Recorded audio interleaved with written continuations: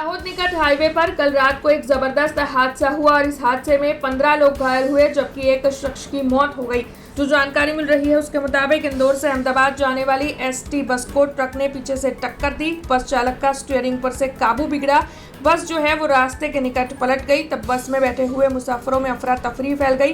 15 मुसाफिर जो है वो घायल हुए। तब आपको बता दें कि महिला पुरुष बच्चे सभी बस में से निकलते हुए घायल हुए थे और बस की खिड़की में से कूदकर जान बचाने की कोशिश करने वाले 35 साल के कदम भाई गाड़ी पलट जाने की वजह से वहीं पर अपनी जान गंवा चुके। तब आपको बता दें कि घायलों को एम्बुलेंस के जरिए दाहोद के निजी अस्पताल पहुंचाया गया। डीवाईएसपी समेत दाहोद पुलिस का जो काफिला है वो मौके पर पहुंचा। वहां पर सभी उच्च पुलिस अधिकारी मौजूद थे। इस मामले में शिकायत दर्ज कर पुलिस ने आगे कार्रवाई शुरू की है। तो वहीं मृतक के शव को पोस्टमार्टम के लिए भेजा गया है, लेकिन परिजनों में इस वक्त शोक का माहौल बना हुआ है। घायलों का इलाज अभी भी अस्पताल में जारी है। तब इस मामले में दाहोद पुलिस की ओर से भी शिकायत दर्ज कर आगे कार्रवाई शुरू कर दी गई है। इंदौर थी अमदावाद जती एक लग्ઝરી गाड़ी ने पाछळ ट्रक આવી રહ્યો હતો। એમનું અવંતિકા રેસ્ટોરન્ટ જે આપણે કતવારા થાણા વિસ્તારમાં લાગે છે તે અકસ્માત થયો છે। એમાં જે લક્ઝરી ગાડી છે એ પલટી ખાઈ ગઈ હતી।